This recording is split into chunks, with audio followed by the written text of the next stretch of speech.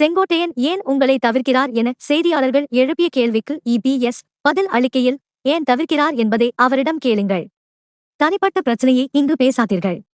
இங்கே நிறைய பேர் வரவில்லை, அவர்களை எல்லாம் ஏன் வரவில்லை என்று கேட்க முடியுமா? செங்கோட்டையன் வராமல் இருப்பதற்கு அவருக்கு ஏதாவது வேலை இருந்து இருக்கும். அதிமுக சுதந்திரமாக செயல்படும் கட்சி. நான் தலைவன் கிடையாது, ஒரு சாதாரண தொண்டன். வாரிசு அரசியல் இங்கு கிடையாது. எங்கள் உறுப்பினர்கள் அனைவரும் சுதந்திரமாக செயல்படுகின்றனர் என்று தெரிவித்தார்.